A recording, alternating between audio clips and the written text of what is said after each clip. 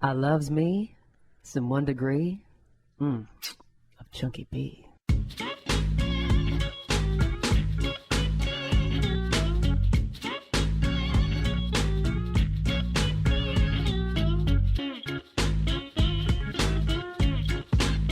Now, I just have to make a comment about Chunky B. Have you ever seen him looking so good?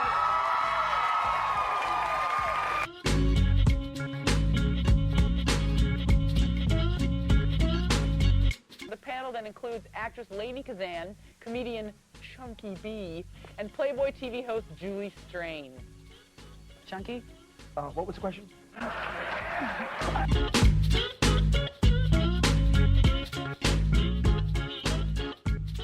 Ladies and gentlemen, take a look at me. Come in. Welcome to the Garage of Love. It is so important that you latch on to the nipple of life. Yeah, it got creepy in like 8 seconds, Andy. I can't even stay creepy. Ladies and gentlemen, thank you so kindly. You are dialed in and tuned into 1 degree of Chunky B. Hit us up definitely, chunkyb.tv. Wow, what a great summer we're having. And luckily we have a lot of support for our show. Yes, we do. But hold on. Before we talk about support, how about one of the greatest individuals known in the podcast history? He goes by the name of Gary Adler. Yes, I'm going to you now. Oh, really? You are right now? Yep. Well, thanks. That's a warm welcome. I appreciate that. The man that's calm, cool, and collected. He's by no means the Wizard of the Knobs. Andy Davey. He gives himself a haircut. The manimal. We love you, man. Thank you for being here. Right over my shoulder, you probably, if you're listening, you want to tune in. He's the guy on the couch. And I want to say congratulations to Robert. Hold on. Yeah, do you want to say your last name? What's your last name? No, let's just say Robert. Robert actually won a flight from 1 degree of Chunky B from, where are you from? Dayton, Ohio? Dayton, Ohio. Is his last name Nackman? Nice. Is your last name Nackman? Sorry, all we could do was business class. And we can't afford a microphone for him. Yeah. But anyway, that's what's going to happen, people. You may be sitting on the couch of love, in the garage of love, on 1 degree of Chunky B. I want to let you know. There's a lot of DNA on that couch, Andy. There's a lot, especially in that corner. Hey, you guys, if you're going to drink, and I recommend, if you do, make sure it's a lot. Lucky Duck. Thank you, Lucky Duck. Thank you, Josh Binder. It's actually Venice Duck Brewery. Yeah. John Henry Binder. That's right. Josh is his brother. Hi, Josh. You guys are still brewing some badass beer. Thank you for just making girls look good all around the country. If you are going to get if you're going to get your beer on, get your quack on with Venice Duck. Yeah. And I got to tell you, and if you want to moisturize, I got to tell you something. True story. So check this out, guys. I go to New York, and I want to turn on some of my New York family onto Astaglow. Yeah. Okay? I went 1 week with nothing but the glow, and I told... Like you didn't even shower? No, I showered and everything, but that was my only moisturizer that was available for me to moisturize this physique. And I want to let you know, after 4 consecutive days, difference. You look great. Doesn't he look good? Don't I look like... Yeah. It's for before the sun, during the sun, and after the sun. Yeah. Son of a bitch. That is one good lotion. It's a great product. I use the Asta Sport. Yes, you do, because you're a sporty guy. What's the difference? It says sport after it. And you can actually liquefy yourself, moisturize This stuff's within. delicious. Moisturize within. Let's take a shot. I'll do it right now. You don't think Shake it up a little bit. Can you bake with it? I don't know what the due date is there. Oh, you're going right from the bottle? Lord. I thought we were going to do capfuls. Where's the straw? Dude, come on. Straw? All right, let me man up. Oh, see, I can feel it within. I know. Astaglow, thank you for You're being losing one of the... boob weight as we speak. Boob weight. I'm lactating, mother. Don't you feel good? You know what? It tastes pretty good. Okay, very cool. You guys, thank you for all your support. And Take people, this back, would you? Yeah, you show it this way. I'm so professional. Check it out, guys. Thank you so much. We're back in track, and we're back in the Garage of Love. And yeah, And it feels good. it's exciting. Yep. Ready? Ladies and gentlemen, holy moly, it is back. The Summer of Love in the Garage of Love. You're looking and tuned into 1 degree of Chunky B. And if you're in Raleigh, North Carolina, WKRP 101.9. Yeah. We love you, people. They're starting to kick ass down there, man. And we are starting to think of coming to visit Yeah. Andy, we started talking about this in our pre-production meeting. You were late. Oh, Yeah, you were late. Sorry, We unusual. want to go to Raleigh, North Carolina, and we want to let the people of Raleigh know that we love them. Yeah, we want to do our live podcast there, and we'll bring awesome comedians with us Ooh, I like that. and great guests of the show. So it's there. too early to brag. It's too early to get to you know something. Yeah. Yes, if you are in Raleigh, North Carolina right now, call the radio station, and here's what you do. What's his name? JP McIntyre. Is it JP? DP. We don't even know our boss's name. It's DP McIntyre. DP, we're only kidding. But anyway, if you're driving your car or if you're at home and you're listening to this show right now, one, we love you. Two, we don't get why. And both hands on the wheel, please. You know what I'm saying? Yeah. Good point. Call WKRP DP McIntyre. He's our boss. And tell him you want more chunky. You need more chunk. Chunkify your life. Get on down. You could be the chunkiest one. Where? In Raleigh, North Carolina. Wow. Okay, ladies and gentlemen. I'm warmed up. I'm asked to glow. If you're warmed up, say hello to Gary Adler. Thanks, Chunk. You know Yes. what? I'm so happy to be here. And folks at home, if you're shopping for those summer things around the pool, you know, you want to buy something, you know, go over at whatchunkybee.tv and check us out. Yeah. Drop into that little Amazon button. Yeah, that's all. Andy Davey, tell me why I love you so much. Because I showed up on time, unlike what Yeah, you missed the production man meeting. said. I was here. I don't want to get sidetracked, but my wife the other day, she, this is the quote she said. You know something? How's it feel to be almost late? I said, on time. I was almost late. And speaking of who wasn't late, who was on the scene in New York at some of the greatest rock and roll moments of the Big Apple. Yeah, I'm excited to have this guest tonight. We've It's actually, awesome, right? yeah, we actually have a super cool guy. Yeah. And I want to let you know, had no idea he was this cool. I feel like I'm going to learn something tonight. Okay, I don't even know what you would call this guy. How about Drew Carolan? Drew, Carolan. Yeah, Yeah, How about photographer, that? director. Photographer, and one of we're going to snap into the wonderful world of photography that you are a staple in, and right out of the CBGBs and all that stuff. But I do want to tell my first question to you. Of course, it's straight across the board. I mean, yeah, You know, it needs to be asked. of course. Drew, and this is kind of embarrassing because your kid might be listening to this or watching. When you make love, do you like to do it regular or in the vagina? That's an excellent question. That's an excellent That's a question. point. Don't we all America know needs That's to be. within we all wanna podcast reason. Okay, I'm sorry. Your family, that's a sophomoric question. Yes, it is. But The look on did you Drew's see- face is like, what the hell? Did you just see did Drew I just give me- get myself Yeah, into? he almost gouged your eye out with his thumb. Open wide for Chunky. Drew, say hello to your people. Say hello to America. Say hello to the Let's world. say hi to Drew Carolan. Amazing. And here's why I love this guy. I've known you for about maybe 5. How long? How many? 5 years? 6 years? Okay. We are in the same community of having kids that are really good athletes Yes. and play lacrosse. And lacrosse is extremely competitive, and you've got to have a kid with great skill, and you got to have a bank account. Because if you don't have that, guess what? You're playing JVs, some school up the river. But anyway, Drew and I have been sometimes across the field and sometimes on the same side of the field. That's just the nature of the beast. I've known him for years. Then all of a sudden he says, "Oh yeah, I take pictures." So I tapped in. I stalked him. Yeah. Went to his website, and I'm like, "This man's coolness is way beyond anything I've ever known in the 6 years I've known this guy." This is the kind of stuff that happens in LA all the time. Right. Yeah. You don't even know who is across the field or right. And guess what? Now our kids are on the same team, and we're cheering on the same side. That's nice. And he's got this new coined cheer for my son, which is like a dog barking, but he says our last name. He's like, "Oh!" And I think the world needs to hear that. Okay, you can tell I'm excited because I Yes. can't shut up. Drew, thank you for being in the Garage of Love. Thank you for saying yes to this. Let's get some compulsory questions Let's out set of the way. up. Let's get the foundation. Yeah. Because the research we did on you, and by the way, we don't research except for the cool people.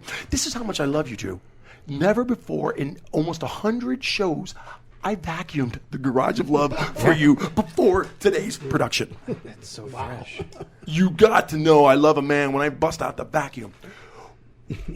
I saw the 83 New York City, what, Lower East Side? Start the ball rolling. How'd you get there, and why were you there? Well, I was born and raised on the Lower East Side. Get up to that microphone. And I was born and raised on the Lower East Side. Son of a cab driver, grew up in Stuyvesant Town on 14th Street. Went to school on the Bowery, 2nd Street, LaSalle Academy. So that's my neighborhood. So. Is it? I mean, you had to be a badass to survive that, right? Were the streets tough? Is it? You hear the Bowery and you think, oh my God, you probably had to beat up everybody on their way to school. How good were you at stickball? I was very good, but I was very good at avoiding fights. I got into a few, but your mouth had to get you in trouble. I'm not saying that. It's you haven't met my friends. Right on. What put a camera in your hands? That's a very interesting story, to be honest with you. It may take some time. When I was around 14, I had a 10-speed bicycle, and I utilized that to write graffiti on the Lower East Side all the time. Boom, boom, boom.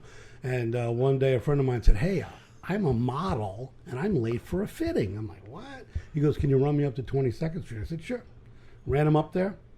He said, wait here, I'll only be 5 minutes. It was my friend Pigeon. He was 15. I was 14. I waited, and a lady came out and said, excuse me, can you try these Wrangler jeans on? I'm like, what, me? You talking to me? And she said, yeah, try them. So I tried them. She goes, you're perfect. Tomorrow morning, 8 o'clock, pop, pop, pop. You'll get a call from an agent. I got an agent. Next thing you know, I'm modeling. You're kidding me. Nice. And I'm telling my mother, she's like, great. You can pay for all your dentist bills. Through that process, and also I was a hockey player at the time. So it's like, you'd go to a shoot and then come back and have makeup on. That didn't sit too well. But, I could handle myself. In the process, I was really into music. I lived near the Fillmore East, the Academy of Music. I went to lots of shows. And I met this photographer, and he was talking. He said, oh, yeah, I just photographed the Kings. I was on the road with Rod Stewart. I was like, oh, my God. And he was taking pictures, and I said, holy shit, I have to do that. So a friend of mine had a Russian camera, a Zenit B, in 1973. Andy, do you know that one? Have one. You have one? Oh, yeah. A single lens reflex? Oh, yeah. Wow. $50. And I have a Kiev to go along with it. And anyway, so I got the camera, and I started taking pictures, and that was pretty much the beginning of it. So, but I wanted to be a painter, but God, I can't paint. Yeah. Okay, now I did I did look at your website, and what was the story about you just like setting up and dropping white paper in the back? And just getting anyone you can shoot coming out of the music scene, matinees and all. Oh well, give us a scoop. That was a very specific project, which started late in the fall of 1981. I was stumbling around the East Village Tuesday night at 2:30 in the morning. Like anyone would do. And I saw these kids outside of Tompkins Square Park over on 7th Street. I mean, they were kids. They're like 13, 14 years old, and they're throwing frisbees, and they're just having a good old time. I'm thinking, and they were great looking. I mean, they were skinheads, but they were great looking. I said, I want to photograph these kids. How am I going to do that? And I'm like, okay. So anyway, I put it in the back of my mind, thought about it. God, a year and a half goes by, and next thing you know, I'm working for Richard Avedon, who is probably the most celebrated photographer of the 20th century. Andy? You worked with Richard Avedon? And I started, I did some freelance work with him because we freelanced with a bunch of people. And a friend of mine was there, and he said, hey, they need a fifth assistant for this big Versace campaign. I was like, I'm down. So I worked with him for a couple of weeks. 6 months went by.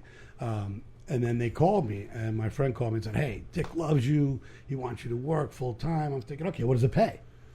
And he's like, it's about $160 a week. $160 a week? I said, I'm making $75 to $100 a day. And he said, listen, there's overtime. You get a lot of money in overtime. Right. Versace, Dior, Jones, New York, all this stuff. Plus, he's doing this book called In the American West. And he's going to go from the middle of May till the end of September. He's going to travel the blue highways of America and photograph people. And I went, holy shit. I said, the furthest west I've been is 4th Street. And I like this idea. Right. So I signed up right away, and basically what Avedon did was he went out to where people gathered in the West, woodchopper jamborees, rodeos, things like that. And they would come together, and he'd put up a white seamless on the open shade side of a barn or whatever, and he'd pick out faces and he'd photograph them with an 8x10 camera. So I thought, wow, that's really cool. Anyway, I was out for the first trip was 6 weeks. I was on the road. I mean, we were in Burley, Idaho. We were in Hermiston, Oregon. We were in Lewiston, Montana.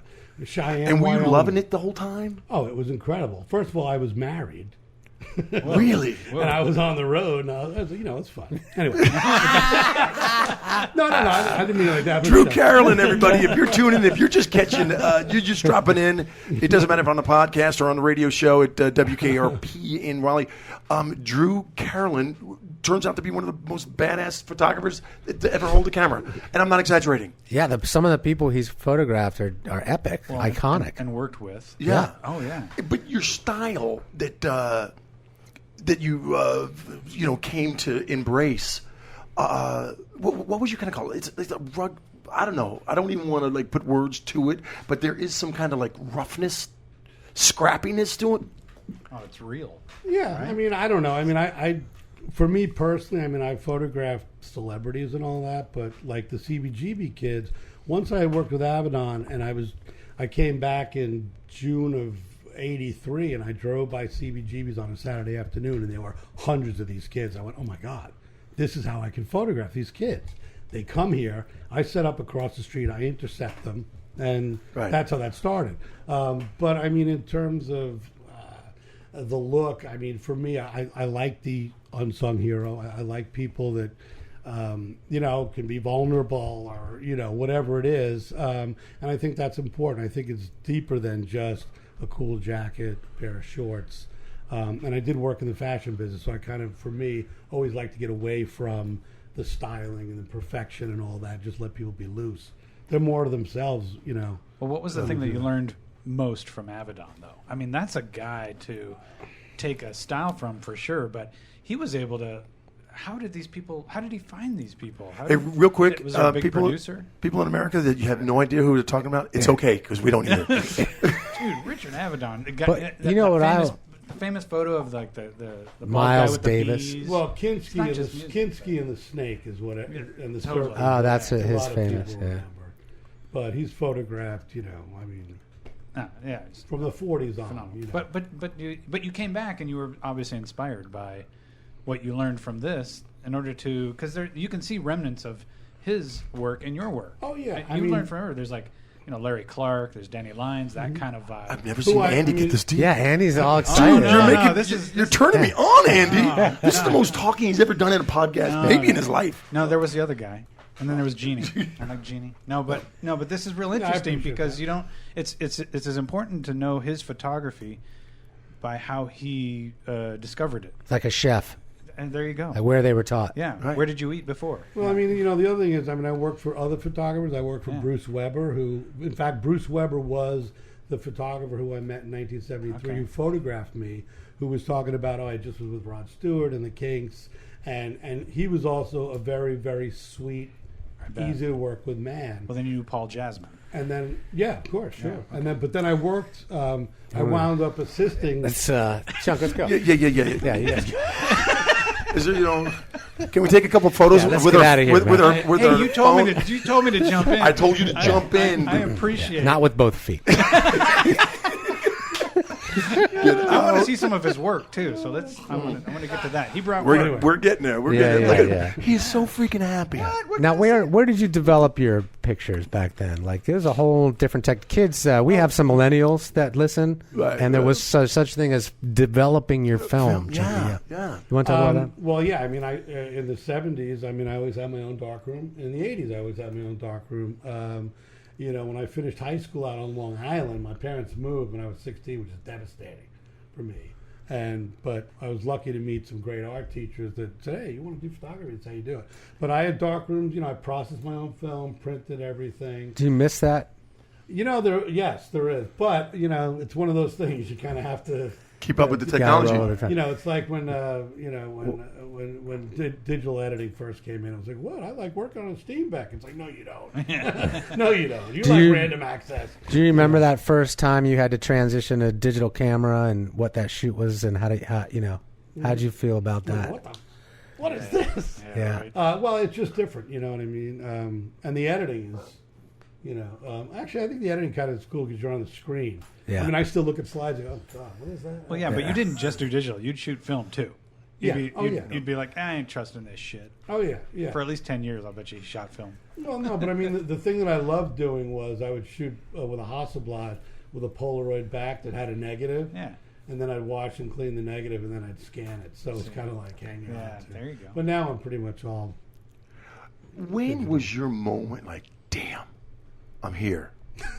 I got this. 20 minutes ago. Right now, you just walked in. Walking in the door. By the way, Garage of guy on the love. couch Right feels out the there. exact same way. Yeah, you guys, Got once it. again, if you're just dropping in, Drew Carolan, and we got some guy from Dayton, Ohio, Robert. His name's Robert. And we flew his happy ass in, but we can't afford a microphone for him. But that's how we roll. Yeah, that's how listen, we he'll roll. get to sign the garage. What? Okay, let's talk about when you were like right smack in the middle of that scene in New York City. All right, you didn't have a guitar in your hand, but you had the camera. Did that? Were you treated kind of like a part of the band, or were you just a pain in the ass, or were you like, wow, there's this dude and he's taking photos of these legendary people? I don't know. I mean, honestly, I mean, I started when I was younger. I did live shows. A friend of mine was best friends with the house photographer at the Bottom Line. And he said, "Oh, anytime you want to come down, you can shoot anyone you want." I was like, "Oh my God!" So, 1975, I'm shooting Sonny Terry and Brownie McGee, Rahsaan Roland Kirk. I mean, just a myriad of great people. But that was a live thing. 73. How old are you? I'm 59. Just turned 59. You must moisturize. It must ask the look at glow. it. This guy looks. He looks fantastic. I need another beer, by the way. Yeah. You know something? Guy on the couch. Guy on the couch.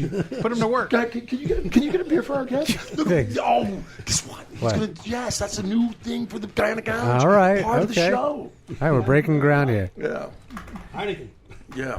But I mean, the live thing was one thing to go and shoot live, but to actually get assignments and either bring people into the studio or go photograph them was, much more of a challenge. It was more fun, and quite honestly, I always felt a little uncomfortable with the camera Really? because you're taking someone's picture, and I mean, a lot of times when someone has a big ego, it's like they want to do the angle and all that stuff. But Guy on the couch. I got it right here. I tend to let people relax and then get into a conversation and Keep that, maybe grab some pictures here and there. But so it's a whole different process. And a lot of the bands that I photographed in the beginning weren't. I mean, like the Red Hot Chili Peppers, I did some music videos with them. They were on their way up, but they were still, they hadn't really made it yet. Great Right. guys, but But you like the music. I love the music. It was the music, yeah. not so much the photography as much as the well, music. yeah, oh yeah, definitely a big It's like, fan. that's what Did you get any leftovers? I know You where know he's what I going. mean? He's No talking, comment. He's talking vagina.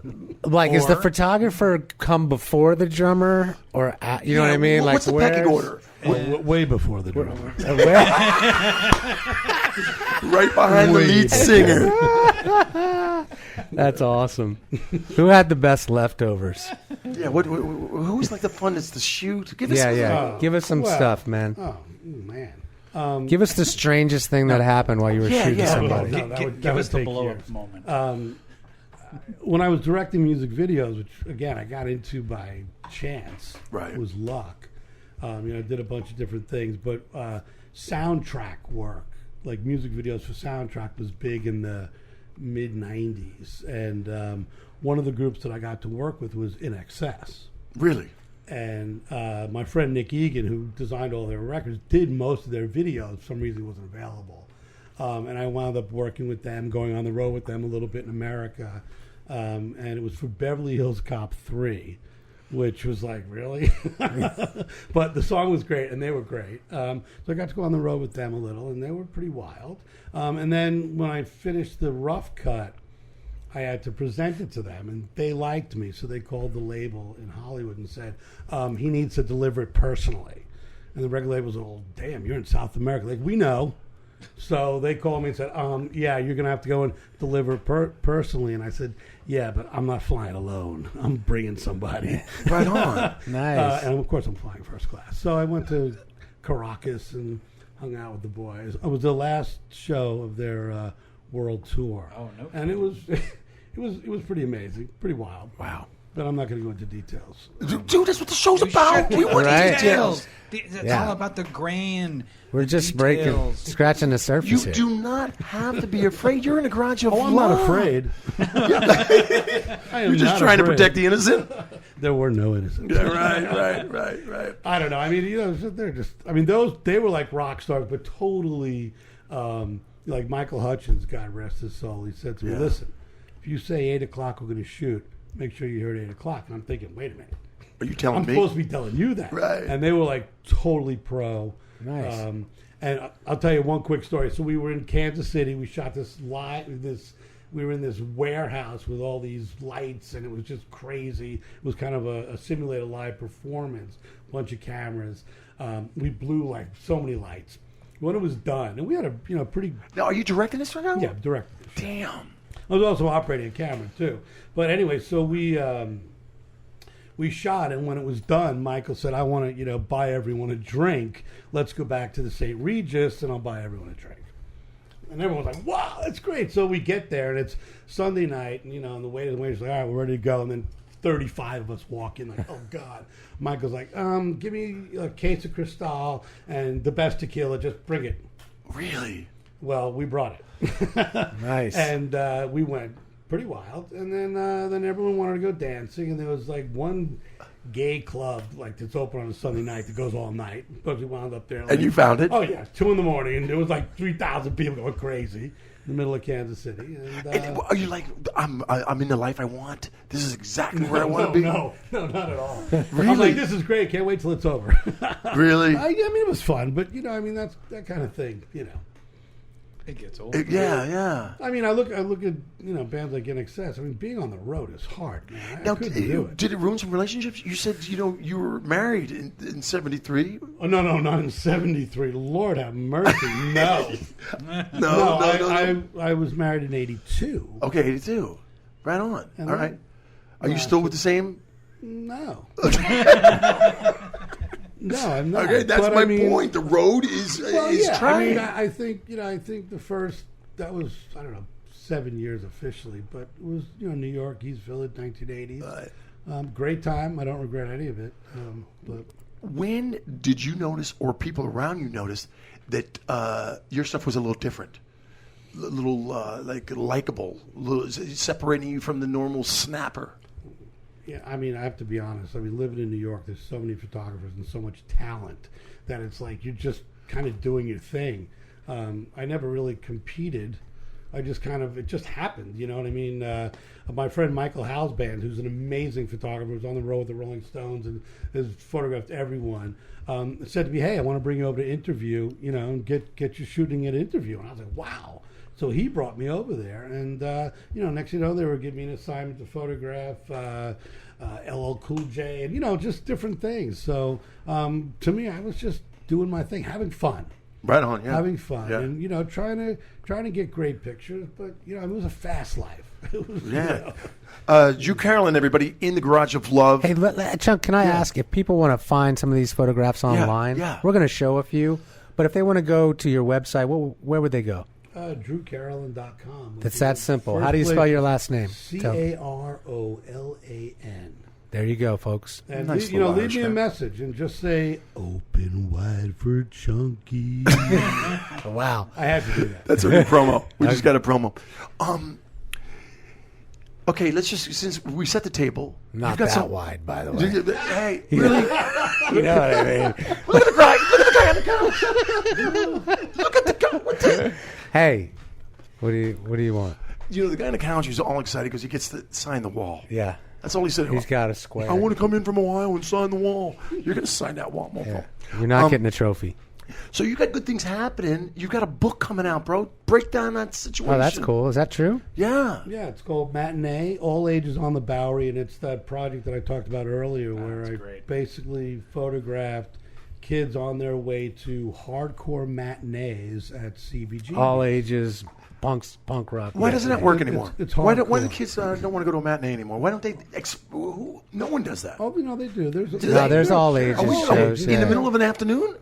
Well, I don't know about that. Yeah, I mean, This it is a might matinee it in might be daylight. a little bit earlier, but yeah, I mean, so basically did that, and When's it coming out? You know yet? yeah, in the fall. The publisher keeps telling me. RadioRaheemRecords.com.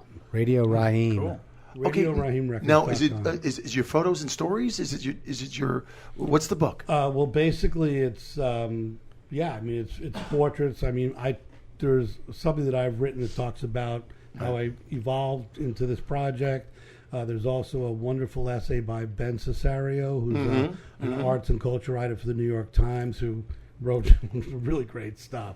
And then there are also quotes and little stories from some of the kids talking about where they were at the time, what the matinee meant to them. For a lot of these kids were outcasts in some way, shape, or form. They came from, the suburbs, the city, all over the place. They came from well-to-do families, orphans, and it was one place where they could go for at least a few hours And just cut loose. and just cut loose, have fun, and be free. And you saw this all go down. Yeah, and I you got there documented and went, yeah, I want to be free too. Yeah. Yeah, and it was, So you've got this book coming out, and you know something? I do not mean to brag or boast, but once again, we're ahead of the curve. Yeah, we're breaking ground. Ladies and gentlemen, do you hear what's happening here? We are like we're the interview before the freaking book comes out. That's right. Will you come back in celebration? Because we've got how many books? Adler? We've had 5 or 6 authors. Yeah. Yeah. Right on. All right. It's a long time coming for this book. Did you have to well, go through the archives and bust out some information, do some research? oh yeah, of course. But I've always done that. I mean, it's funny because the photographs, the kids are like, they're little icons that I've lived with. A lot of them I knew by name. Some I didn't, but I always had files on most of them. And you got releases from them all back then? yeah, but I mean, when you're 15 years old, that doesn't really matter. You know Right, what I mean? right. Also, Oh, I mean, that's now true, it's right? been 30 years, but that's a whole other story. But having, what was I going to say? It's just having all that information in front of me. I've always had it. And then it's funny, I got an email in 2006 from a kid named Andy. He said, hey, do you remember me? You photographed me at the matinee. And then you subsequently photographed me for Interview Magazine. They did a little story on the project. And I said, of course I remember you. And I remember your sister. And he said, well, I'm in touch with a lot of these kids. I said, you know what? I'd love to come back. I was living here in L.A. Oh, that's so cool. I'm going to be in New York, and I interviewed a bunch of kids and, photographed them again. And so that's a whole nother... I bet that was awesome. Oh, it was great. It was Yeah, that's cool. And, a lot of sadness. A lot of kids have passed. And Right. Other kids, I mean, there are great stories. There are kids that are lawyers and a policeman. There are kids that were, on heroin and that have been sober for 15 years. I mean, they're just great amount of stories. So... That's therapy too. I mean, it's like a crazy, complete circle of life. Yeah, there you go. I talked to this one woman recently. I looked at her because, on Facebook, everyone, starts talking about the pictures. This one woman looked really familiar. And I pulled out this file and it said, oh, Anita. And I wrote to this woman named Sandy and I said, is your name really Anita? She goes, no. And I said, well, I think I might have photographed. She goes, oh, yeah, you photographed me. Oh, yeah. Oh, yeah? I go, oh, you remember? She goes, oh, yeah. I go, oh, she goes, I got stories about you. I said, oh, no. Wrong number. Ooh, look at the time. Gotta go. Anyway, so I mean, RadioRaheemRecords.com, that's the publisher. They do a lot of hardcore punk stuff, and they're great guys. They really know their stuff, and they, I picked them really because they let me do what I wanted to do. Right. And this is a history book for me, or for people to look at. They can go, wow, 1983, look what they were doing, Hey, you guys, Chunky B. 1 degree of Chunky B in the garage of love, and if you want to get your quack on, you go to Venice Duck. And I'm not even kidding. This is a good beer. Tell your friends. Don't be afraid to get your quack on. Dude, This is actually really good beer. It's fucking great beer. You're so lucky. Oh shit, I'm still recording. Hey, you guys, music provided by Play Up Music. That's playupmusic.com.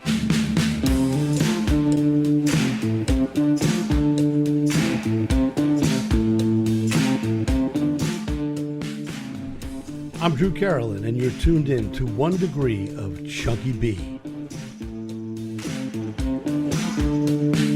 Black is the night that holds you down.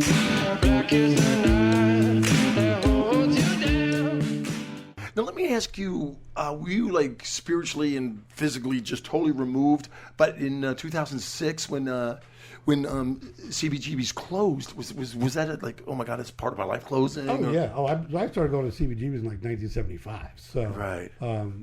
So yeah, I mean, I saw Talking Heads and, all those bands before they were signed. And it was kind of the place where you could go and it was great music, the best sound in the city.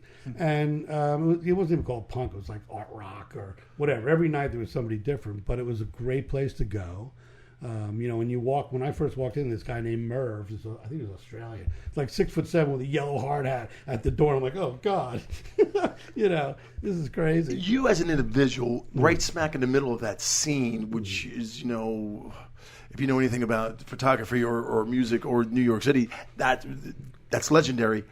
What was the party scene like, and how did you get out of it? You ever run into Rodney Bingenheimer? Out here. What? He was that guy, right? Yeah. Rodney on the Rock. Rodney on the Rock, Right. man. That was out sleazy. here. No, He's not there. I guess I'd almost be considered second generation. The guys that saw television and Patti Smith in 74, 75.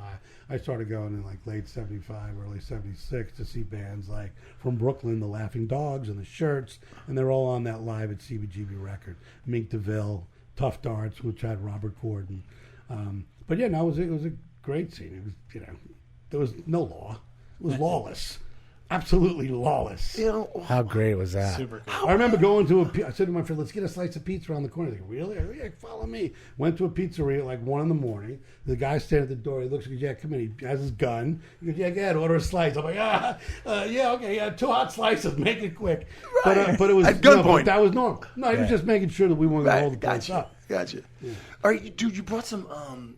I see you brought a stack of some photos. Yeah, this first one's pretty What's the interesting. first one? Bust that up. Can you hold that up? I'll hold it up. He can talk about it. Yeah, okay. I'm doing that one. Can you see that, Andy? Yeah, moving off to your left a little bit. This There way? you go. Yeah. Yeah, All right, what do you A got? little more. What I love about photography really is there's a great story behind every picture. And this one's really good. This is NWA, and it was actually an assignment for Interview Magazine. And they said, yeah, we want you to photograph NWA. I'm like, I had the record already, and for Interview to do something like that was pretty cool. Yeah. So they gave me Ice Cube's number. They said, just call him up and set up. I said, okay, great. So I dialed the number. Ring, ring, ring, ring, ring, ring. Beep. Fuck you. I'm like, hello. This is Drew Carolan. Anyway, so Awesome. they had just had a split, so Cube wasn't in this picture. But Why, they look so friendly right there. They look like they're in a good mood. well, they were in Torrance making their second record, I guess. So I went down there like at 10 o'clock at night and took their picture, and There you go. yeah, it was How's kind of crazy. Kind of crazy. Eazy had a BMW that was parked outside, and he had one of those alarms when you got too close to it. It said, "Step away from the car." Right. My owner will shoot you. Scared the crap out of me. But, What do you get? Whip out that next one. What's the legendary? Well, that's El Gran Feove, the late great Afro-Cuban scat singer, and Matt Dillon, the actor director, has been working on a documentary which I helped produce and shoot about him. Really? And it was a film it's going to come out soon. And he was down in Mexico City where he lived, and he did a whole documentary on him and the whole Faline movement and all the stuff that happened in Cuba. Where's this photo taken? This was taken in Mexico City at our friend Juan Cristobal's house when we were filming. And he passed away a couple of years ago. But incredible. El Gran Feove. Oh, look, come on. Oh, that's funny. That's Patti Smith. And I think that was taken at the either Vassar or the Hudson Valley Winery. And I think it was 1978. And then I just kind of, fooled around with it. And I had a 400 millimeter lens, which is really blurry, and just kind of scratched around with it. But love Patti Smith. Seen her a bunch of times. And That's awesome. Yeah, that photo's staying. Hey, is there any way that you can, if you doubled up on a photo, any chance that we can have a copy of a photo? Of course. And then we'll frame it and put it right here in the Garage of Love. You want to pick a story out? Pick a story out. Yeah, pull something out and tell us. I don't want to do it. Yeah, this is This is like what a I history book, man. Yeah. Rock and roll. This is awesome. And once again, Drew Carolan, a photographer and a buddy, and our kids play lacrosse together. Isn't it weird? Are you doing San Diego this weekend? yes. Awesome. All right, this is part of the CBGB all ages, Right. matinee all ages on the Bowery. I was down there photographing in February of Here, '84. I'll do it. Freezing, and around the corner came this guy, and I said, "Oh, I know that guy. He looks familiar." And it turns out it's a guy that I've now been friends with for 30 some odd years, Matt Dillon. Damn. Look at that guy. How's that? And How's the lived- shot? That's, Matt lived, that's the drugstore cowboy right there. yeah, Matt lived that's right it. around the corner, and he said, "Hey, what are you doing, man?" And I said, "Things are big." And Is this before The Outsiders? no, this was let's see, 83, 84. He had just finished the movie with Mickey Rourke. Drugstore Cowboy? Oh, no. Pope of Greenwich Village? I'm losing it. Sorry, I'm losing it, too. All right. Well, yeah. Rumblefish. Thank you. Oh, man. Sorry, Matt. Okay, no. Matt, sorry, I was having a senior moment. You wouldn't understand. The guy on the couch from Dayton, Ohio pulls out a bonus answer. Yeah, all right. Yeah, anyway, Matt and I hung out till like 4 o'clock in the morning that night, and he made me a mixtape, which I still have. So if That's Matt is listening, we could have him come by and show us that mixtape. He happens to Yeah, be. that'd be He killer, happens to yeah. be a fan of the show. And he's right outside. Right outside. Come on in. Come on. Yeah, keep him coming. And we're waiting till the end for the the big name in the art world. Oh, you. It's a great Yeah. name. It's a wonderful name. Oh, wait, here's one. This is kind of funny too. It's kind of a Andy Warhol type picture of Joey Ramone that I did in 1978. The picture is Are we kind of good? blurry, but I love it, and so I made it into like a postage stamp. Dude, have you ever tried just sending a copy to like Howard Stern? To me, Yeah, to me. Why to Howard Stern? He was a big, huge fan. I love Yeah, street. Robert I Cray. love street photography. So and this is an everyday occurrence in New York City on the way to work.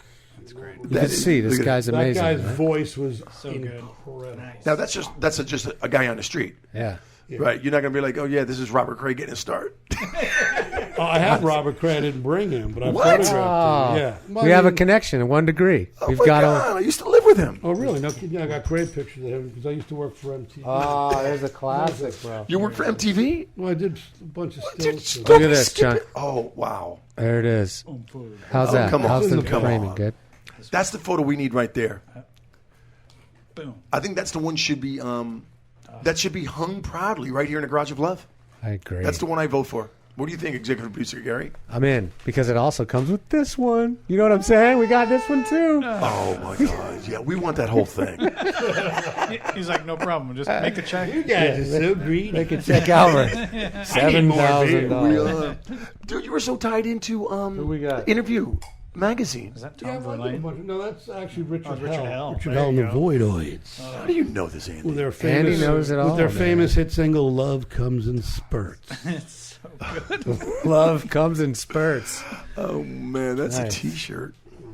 The Garage of Love comes in spurts. Damn straight, don't you forget it. That's what I'm saying. Oh, let's steal that. Let's steal that. That whole squirt thing I dig. Oh, here's one. Oh, this is funny. Who do you got there? We got Ray Charles. Shut the door. We got Ray Charles, 1980 at the NYU Loeb Center. I saw Ray. So far, I've seen both of these artists: Joey Ramone on this side, Yeah. Ray Charles on this side. Ray Charles, what'd you do? Sneak it up in the balcony? What are you doing up there? I was shooting. Yeah. How's the reflection? It's reflecting. Is it? If it looks bad, it's let me good. know. I'll take it out of the plastic. No, I think you're okay. Okay. What a treat. Lisa- I feel like it's like freaking Christmas morning. Lisa Bonet. I've You got seen Lisa this Bonet. photo. I've seen this photo. Oh yeah. This is a good one. Lisa Bonet. I have Lisa in here. She's in here. You got Lisa. That's so funny. We got a new game show here. Yes. I don't know. Do you have Scott Baio? Do you have a Scott Baio? I'll give you $400 for a Scott Baio right now. This was in Rolling Stone, wasn't it? Oh my God. He doesn't even know. That's how crazy. it is. Spin magazine. Tell me if this is, I have an issue with this. Is this lined up, Mister? I don't Now that's care anymore. that was. Yeah, no, it looks great. You're the What are you mad director. about, Andy? No, I know. That's great. He's That mad was- that he's not him. I love seeing it. That's what he's mad about. No, you know what? I tried to be him. Yes, you did try. Good didn't luck. you? Then you got kicked out of CBGB. And now look at you now. Look at you now, top of the world. All right, so wait a second. You guys That's know where awesome. this is? I mean, No, you need to hear don't the bust it story. down, dude. I'm so uneducated on this. All right, so Okay, this here we is go. this is the Cult at Electric Lady Studios. Wow. Doing their first record called Electric, being produced by Rick Rubin. Such a great album. And my that's God. the ladies' room at Electric Lady Studios. Right on. And Yeah, you know something. Let me dive in, Yeah. ladies and And gentlemen. you just happened to be in there? well, the drummer was Like, right oh, behind hey, me. Wait, the cult is here. Let me take a picture. There's a meeting in the ladies' room. You know, and people on the radio. I do apologize. People on the radio. You know something. Oh, yeah, it's tough. We're seeing some great photos, and I know this is not good radio. Yeah, but if you go to DrewCarolan.com, Yes, you can you'll see all this stuff. So thank you, people on the listening on the radio, and you podcasters that are listening. Trust me, these photos are legendary. They're nostalgic, and they're awesome. Yeah, and it is a little unfair to It be is talking unfair. about pictures Yeah, I know, but you know something. Well, you know what? They can watch the damn podcast. for a change. So Right? let's make it clear. So let's make it even more clear who it is and where it is. Look at this Beat Boy picture. Oh, God. Look at Okay, let's break this down. Okay, now we've got a street scene, all right, with the big jam box, and it looks like the cardboard's out, and they're breakdancing. Yeah, it's Washington Square Park in the early Washington 80s. Square, awesome. That's Andy. Yeah, I'm right. No, I'm actually the one breaking. Oh, yeah? Yeah. right Did you on. ever break dance, Andy? Never. He danced and broke something. I broke tried. myself while I danced. Awesome. Keep them coming. What else you have there, my friend? All right, well, that's another. Did you ever break dance, Chunk? No. I know you tried. I know where No. I stay with the ballet. That's from Physical Graffiti. That's that. Everyone says that, but it's not. No, Drew, but break it down. No, Tell but me- it's the same building, though, right? No, they all look the same, but it's close. It's Andy, you don't know what you're talking about, man. What's the matter with that's you? over Describe, on. describe this No photo. wonder why you never made it. You're going to amount to nothing, Andy, and like it. All right, so check this out. Yeah. There's on Facebook. There's a thing called Can you see Manhattan Before 1990. Okay. I posted this photograph because I love it. Right. And the woman who moderates that, and this was from 81, and it's St. Mark's Place between Avenue A and First Avenue, taken from like Futura 2000 art studio, whatever. Right. Anyway, she sees this picture and she says, "Oh my God, that's my father." What? Wait, who? What? The guy. Yeah. That guy. She goes, "That's my father." Oh, my He was God. a photographer. And what we're looking at right now is a kid, a guy just walking down the street, and you snapped him in the photo. And what are the chances? That's wow. Okay. Yeah. And if you can check out, if you're on Facebook, check out Manhattan Before 1990. It's amazing photographs from. What about? I just saw a documentary on a woman. What was her name? Vivian Mayer. Oh, Vivian Mayer. That's yeah, an I mean, incredible I was story. blown away by Yeah, it. no, her work's What an incredible. incredible. She died, I mean, she took all these pictures, but she lived this kind of, Strange life. Yeah. And some guy went to an auction and bought 30,000 negatives. that had for never next to been seen nothing. before. And her photographs are They're in world museums class. now. They're Yeah. unbelievable. Yeah. And she was a nanny. And when All she was New in York Chicago, in the 30s and 40s. when she was in Chicago, she would take the kids down to the South Side and photograph just, People smoking Unbelievable. cigarettes or doing Yeah. whatever. Right on. crazy. Okay. Yeah. All right. What's the name of that documentary? Everyone should watch this. I think In it's Search called- of Vivian Mayer or something yeah, like that. Yeah. That's right. I don't know what else. I got a little plug for a little documentary that I made. Oh, on. is this the surf break Pipes. Yeah. down by El Porto? Check it out. It's on YouTube. I tried to look for this today, Did you? and I couldn't find it. And what's this about? True? The actual shit pipe? Just Google shit pipe in my name. There's a break It'll called come up. Shit Pipe in between here and El Porto. Right. Yeah. Because of the Because it's refinery. the actual pipe that goes out from the sewage plant, not the refinery. Yeah, the sewage refinery. They used to say you could take a crap downtown, flush it, and race it to the beach. Yeah. So we can see that on YouTube? Yeah. All right. Definitely. Oh, that's cool. My Yeah, kids. just dump that there. Another little kind of graffiti-esque hardcore matinee photo I was fooling around with. So good. 'Cause I love graffiti because that's kind of, How we looking on where I there? came Yeah, out okay. of. Right on. Right Before on. before it was cool. And this was when I wanted to be a painter, this is one of the paintings I did in 1974. Well, thank and God you're good with the 75 camera. to get into art school. And there's a lot of interesting things on that wall. I filled out one of those brochures. Yeah, I drew You the drew the little turtle? I drew the little turtle. Yeah, yeah. They wrote back right away. They did. Yeah, they said, "Here, try got the ship. accepted. Try the ship, the turtle." Hey, what did you do with the Warhol? Is that too? Are we too early to bust that out? No, yeah, I'll show you a couple of these because these are Okay. beautiful we're- prints that cost a lot of money. But these are from that matinee, and you can kind of see how the Bowery. Look how gorgeous meets- Oh, that is. right on. Okay, this is with the backdrop. You're Yeah. trying. Yeah. Okay, why did you choose to go with the backdrop when the backdrop was the cityscape? What was the white sheet behind? Well, you take them out of the environment, and then the focus is On what them. you're Right looking on their at. face. Yeah. That's the story. Like, I mean, Okay. like, Plus, you get a little taste of it. I see the you guy, the know, homeless guy. with that business. All right, that's nice right there. See, that Yeah, smells people about in it. Raleigh, North Carolina, we apologize, You know but something? They're not afraid to, tune into 1 Degree of Chunky yeah. on That is ChunkyB.tv. Okay, we're looking at That's a a guy, great a silhouette. skinhead, a skateboard, leather jacket, and just, yeah. All right. the usual guy, A street the badass. usual guy you'd find at Starbucks. Yeah, making you a latte. No, but that's a great silhouette. That'd be a good T-shirt. You have to have a tattoo sleeve to make that little maple leaf in the latte. You know, you know what I'm saying? That Yeah, little leaf. yeah, thing? yeah, yeah. Now you're talking about designing, yeah. Yeah. What- oh my God, how old is this kid? Now you Oh, got a young man. kid with a mohawk. 6. Yeah, it's Is Lily he up. 6? That's cute. Well, he was. Yeah, I was. But how old's that photo? 1983. So. Damn. Man, if I you was. notice, he's got a stamp on his head. I'd only hand been stamp born is on 2 his head. years. Oh, that's when this funny. was taken. That's funny. So, do you do stock photography? Sometimes. Yeah. I mean, I have some, yeah. Yeah. Man, gorgeous. And that's one more. Awesome. That's a awesome. goodie. Black and whites. The street, street people from All the CBGB, bands. yeah. Those are all the people bands. that, now, are we going to Agnostic see this Front, in your that's a book? good one. Oh, yeah. Oh, yeah. And once again, I do apologize, radio people. This is now you're going to have to tune in to 1 Degree of Chunky B On ChunkyB.tv. and check out these photos. Yeah, why not? 'Cause While we you're gotta do- listening, listen to the podcast. But I don't want anybody from Raleigh to just to turn the radio. You know, No, stay no. with us. Stay with the Stay radio with us. and then go see the photos. Yeah. That's a great idea. Now, what's going now? You know something? Wait a second. We have to see the legend. Oh, we're going to see one more. Yeah, This, Andy, is right? this is the climax. What did you do with the Andy? Okay, right there. Yeah, No, bust no, that that's out. not it. There was another the one. portrait. It's in an envelope that says Andy Warhol. Yeah. We'll find it. Yeah, okay. Keep talking right, amongst yourselves. Right on. I don't think it's in my car. No. Did you steal it? I don't know what you're That'll talking be so about. embarrassing if It you get should caught be- stealing. Here it is. Hey, all right. You know, I mean, in the 1980s, at least for me anyway, Andy Warhol was everywhere. Okay, but Anywhere you went, you turned a corner, there was Andy. He was just everywhere.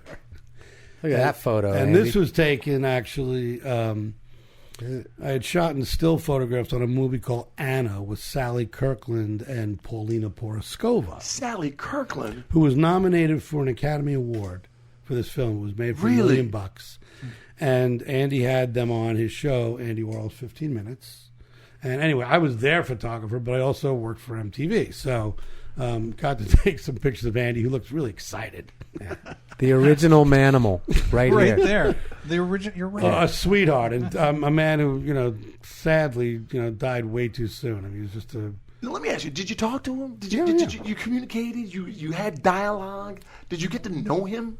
I don't know about that. I mean, in this particular shoot, I didn't really talk to him, but I did work. I shot stills on a Penn and Teller HBO show, and Andy and Peter Wolf and Ehrlichman. There was just all these people there, and I got to talk to Andy. Hey, then. Drew. Yeah. Drew, since basically nobody listens or watches this, who's the biggest asshole? You know what? That's an excellent question. You are, Chunky. Yeah. Oh. Yeah. Where is the love? Who were you just like, dude, can I just fucking take your picture? Oh, yeah. Oh, You know what I mean? I do have a story. Bust it. I do have a story. I was shooting stills for MTV, and one of the gigs I had was Nickelodeon, was brand new at the time. I used to go down to Philly all the time when they were shooting there.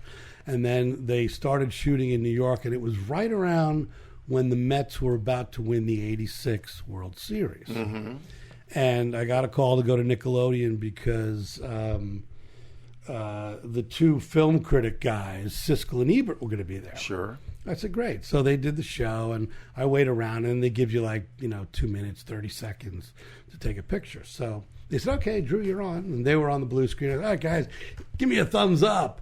And the heavyset guy goes, oh, God, everybody does that. It's so, redundant. And I went, please hold. And I went, thank you, got it, bye. Oh, See man. ya. And now he's dead. I know. And I know that there was a film about him. He's supposed to be very sweet, but I never got over it. You didn't experience that. No. So But the Mets won, and that was How'd good. you get But let's time? make up for it right now. Pow. How'd you get hooked up with MTV? Was working stills on a movie called Sweet Lorraine, which it was, again, a little indie film up in South Fallsburg, New York. And it was the first time film for Edie Falco and just a lot of great actors. And the key grip, I'm always kind of near the key, the dolly grip. Right. Said, hey man, my wife works at MTV. You should give her a call. I said, okay, cool. So I called her. She goes, yeah, we're looking for somebody right now. I said, great, boom. Timing. And what kind of shoots were you doing? Were you doing? I pretty much go on to their set was on West 57th Street, like downtown Julie Brown and Mark Goodman and all them. Right. Wild and out. Yeah, and then there were a lot of there were bands like Europe and stuff like that. You get stills, but I did like Dweezil's App. It was really cool. One of the best shoots was the cast of Leave It to Beaver. Although Nice. you Beaumont, he was dead. But it was the mother and and that was really, I thought that was really cool. He didn't give the thumbs up either. No, the Beaver was cool, man. The Beav. The Beav. Eddie Haskell. What about Rolling Stones? You ever been in it? Rolling Stone? Yeah. The magazine? Yeah, Rolling Stone. Yeah, I mean, I've had pictures. Living Color, I did their first album cover. I've directed 2 of their music videos. Was really good friends with them. I've had that picture in there. Paulina and and all them. I mean, from that movie, they were all in there. What level of satisfaction did you feel when your first photo made it to a magazine of that caliber? Well, it's funny. Interview was one of the earlier ones, and they spelled my name wrong. So I was like, Oh, that's brutal. I was like, really, dude? Man, everyone does that. Huh? But no, it's a great feeling to see the byline. But a lot of times, you'll do what you think are great pictures, and then they turn out to be postage stamps. Yeah. And one of the things that editors hate about me is I crop really tight, so I don't give them a lot of room. We need space, we need, Yeah, no. What's his name? Robert Townsend, who I did the cover of Interview for. They called me and said, hey, what are you doing in 45 minutes? I said, I'm probably going to smoke a joint. Why? What do you want? It's like, we need Robert Townsend. Can he come over? And I'm like, yeah, sure. And he came over. And, of course, I had an English bulldog. And I thought, brothers don't like dogs. So I called the girl. You need to get over here right away and get rid of this dog. Chloe, my bulldog, because, this guy's coming over. So she runs over. She's coming up the stairs with the dog, and Rob Oaks, he goes, I love bulldog. I said, keep the dog. The dog stays. It was just one of those crazy things that just happened. As you entered the Garage of Love, we were talking about a photo, Larry. Can we find that? Is that photo? Oh, yeah. Larry. Yeah, when he went by Larry. It's in an Now article. you get punched in the eye if you attempt Call to him go Larry. Yeah. Yeah, he's a friend, so you got to watch it. Yeah, right on. Can you help me there? Because I'm Yeah, tell me what you're looking for. it should say Fish. No, it's not. It's in one of these gray envelopes. Probably on the bottom here. What do I got there? I got the Beastie Boys too. Did I show you that one or not? No, show it. Okay. If you're withholding information, No, I mean, dude, it's like you got a lot of things. You got a lot of moving parts going on there. What do we Andy. got here? Yeah, here we go. This is it. That's it.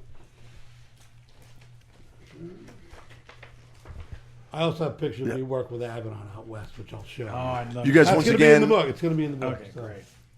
Drew Carolan in the Garage of Love showing the photos. And you know something? Once again, I do apologize if you're just dropping in on the show. It's a visual show. You can find us. It is. We're trying to describe the Wow, photos. that's an awesome Fishburne. Larry Fishburne. You can't go. It's Lawrence. Look at that. Yeah, he had just done School Days, and I had just done that movie Sweet Lorraine with Giancarlo Esposito. Is that a good film? Because now I want to go rent School this Days? movie. Oh, School Days is No, great. Sweet Lorraine. It's a, really? it's a sweet movie. Okay. I mean, And it's Lorraine. yeah. We like that. So there you go. But he came over to the house with Giancarlo Esposito and Kadeem Hardison, who I knew from the neighborhood, and they had just done School Days, and they were just all excited, and just took a bunch of pictures. He was great, and we stayed friends. And when I moved out to L.A., he actually came out and said, "Can I get that picture?" So, and he's good friends with Matt and Matt Right on. Dillon Yeah, and yeah. everybody else. So, he's. I always said, every time I saw him, I said, Larry Fishburne, America's greatest actor, because he really is. Oh, he's awesome. One awesome. of the greats. Has photography lost its pizzazz of like the heyday? Do you think that as far as using the camera on the streets of New York, has it lost its romance? In a way it has, but then I see someone like Angela Boatwright, who was a New York photographer who lives out here. She just did a documentary film called Los Punks. It's All We've Got. And it's all about like Hispanic kids from like South Central. They live for punk rock. Her photograph, and that film's great. But her photographs, What do you look? What's to look for? Dude, I know exactly what you're talking about. she is the new Mary Ellen Marks. Her photographs are incredible. When I see that, I go, okay, photography Oh, is good. still here. Oh, it gives hope. Oh my God, yes. And she's Heavy incredible. Metal Moms. Yeah. That's all we ran into. Yeah. Yep. We were yep. doing a reality show. We were pitching one called Heavy Metal Moms because there's this new generation of kids who are into. Right.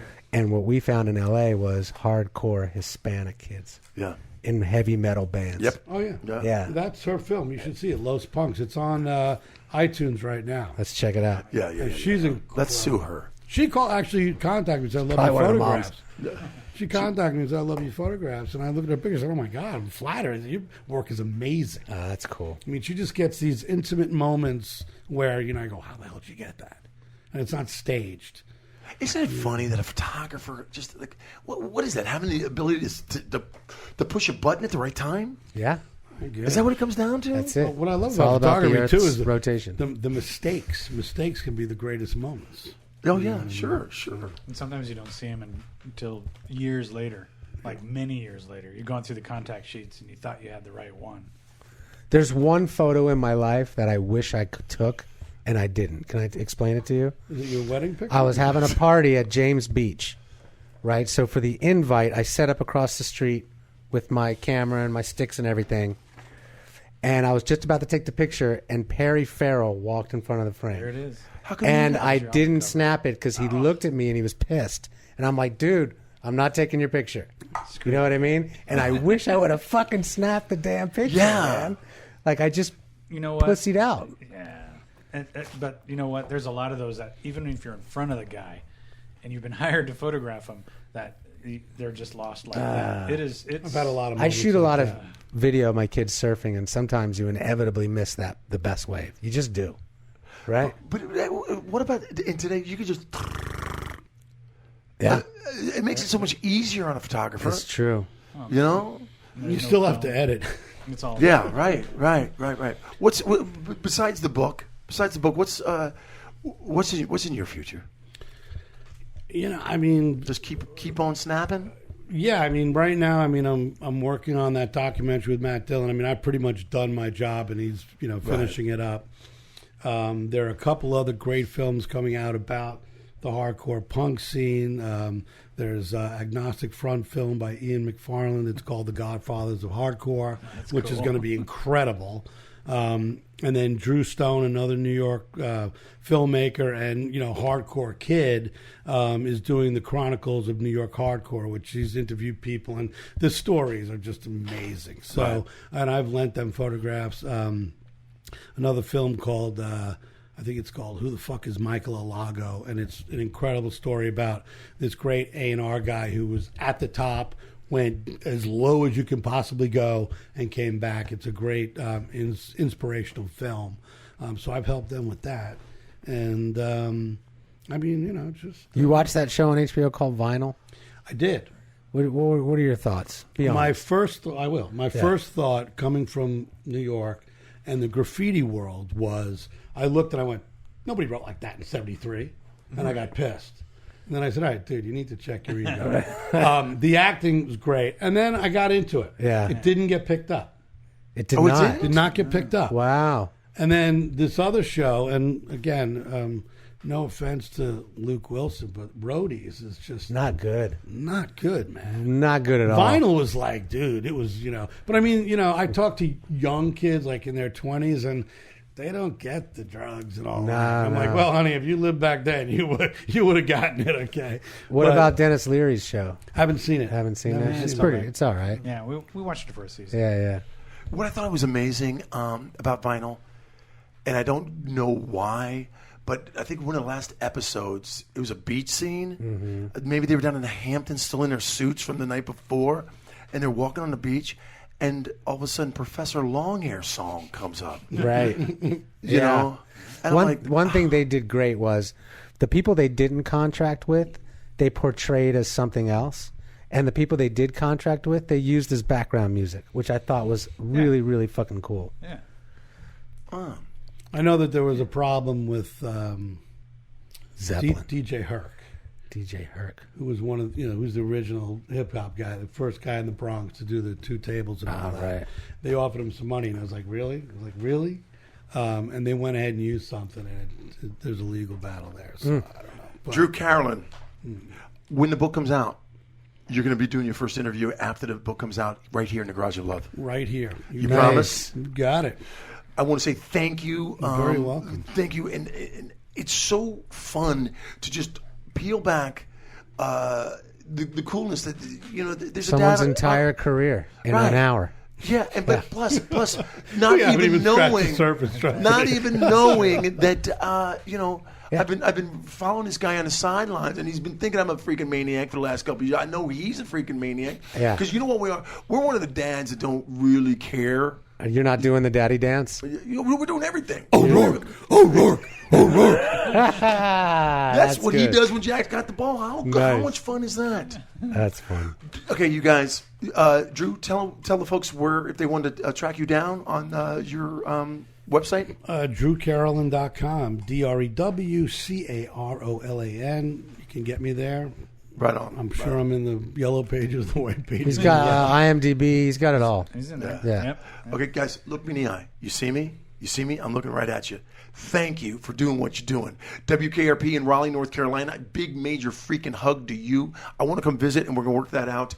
We are 1 degree of Chunky B in the Garage of Love, representing Venice Beach, California. The guy over my shoulder, Robert Nackman out of Dayton, Ohio, sat there and gave us an email and said he wants to sit on the couch. So we flew him out here business class. Yeah, business class, but it took all our miles. That's how much we love our fans. Yeah. We've got no more miles left, but if you want keep hitting the Amazon button. Donate the miles. You know something, and right now, if you're still listening and watching the and show, you're like, look, I want to be the guy on the couch. Right. But yeah, we can't bring you. Here's another thing. Unless you have Here's points. another thing. If you do not know Gary and I, but you watch his podcast, the first stranger that comes up. Are you doing this? Yes. This was a behind the scenes thing. I know, but the first person that comes up and says, "Hey, you're Gary Adler from the 1 degree." That we don't know. That we do not know. Okay. It's like kind of like a It's a C note, right? And we're, the winner gets a major sushi dinner. Okay, I'm down with that. That's Okay. Awesome. Drew, thank you. Gary Adler, once again, executive producer Thank you, of Chunky 1 B. degree of Chunky B. Andy Davey, love to love you. You're an awesome And individual. Travis Spencer, let's hit him up too. Yeah, and the Wizard of Knobs. Drew, Rarely do I give this out to a guest, but we've got a super fan, Bart the Bear. Yeah. And he makes these things. So this is a gift from 1 Degree of Chunky B, the Garage of Love, and it's 1 degree, and it says 350 degrees of some other crap. So he nailed it. Yeah. Good work, Bart, man. you're great. I'm honored. Thank you for bringing Thank all you your very wonderful much. photos. Oh, The you're photos are great. very You're welcome. great. You're a great dad. Your son is awesome. Cam is a great kid and a phenomenal athlete, and I don't know where he got that from. Well, his name is Jack, just like yours. I mean, But that's okay. Wait a second. Wait a second. Hold on. Damn, Time out. whatever. Time out. Damn. His name is Jack. Edit Time that. out. Time out. Do you know what? For a second, I was in Massachusetts We don't last edit. week, and no, McNeil. I'm sorry. His name is Jack. Of course, he scores more goals than my Jack. But I'm sorry because I had McNeil on my mind because I was at the Brutal. at the that was a total fuck Wrapping this up. up right about now. Right? That was such a bad Man on the couch, mistake. everybody. Turns out we do edit. Yeah, edit that out. Can I get can't believe I a just called still it of Cam. us? Oh, yeah, we're about to get all yeah, that. Yeah. And you All guys, of us thank you are- so much. Yeah, you got it. We love you. We're 1 Degree of Chunky B. Be We real. got be some kind. great guests coming up, by the way, and some news about a former guest, Mike Capes, who we'll get to next time. Love to love you. Oh my God.